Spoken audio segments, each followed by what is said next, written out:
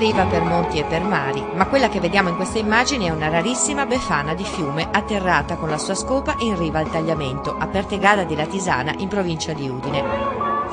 Un atterraggio pieno di suggestione, accompagnato da un corteo di canoe che con le loro fiaccole sull'acqua hanno fatto strada alla vecchia signora per un atterraggio più sicuro e morbido. Un'accoglienza sicuramente gradita, anche se poco dopo, proprio là dove era atterrata la vecchietta dei doni, si sono sollevate le fiamme del Pignarul, il falò dell'Epifania, che attraverso il calore delle fiamme inizia a sciogliere il gelo dell'inverno e a evocare il tepore della primavera.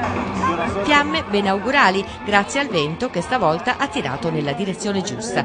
Nonostante il tempo non sia stato particolarmente clemente, sotto la pioggia battente di martedì sera moltissime persone si sono radunate per accogliere la befana, ma soprattutto per far festa grazie ad uno spettacolo unico nel suo genere, una maestosa esplosione pirotecnica a pelo d'acqua a ritmo di musica che ha rischiarato a giorno le acque del fiume Tagliamento con botti degni di Capodanno esplosi appunto al ritmo di musica. Tra un pezzo rock e uno disco anni 80 e intramontabili colonne sonore di film e con il cielo più bello che ogni innamorato possa immaginare, sotto gli ombrelli c'è scappata qualche tenerezza.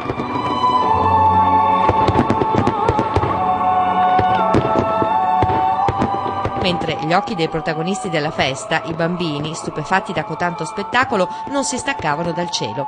Tra i fuochi artificiali e le faville del Pignarul cercavano di intravedere il profilo di una vecchina su una scopa, ma la notte non era ancora matura. Al risveglio però hanno comunque trovato dolcetti e calzette. La befana è buona, ma molto timida.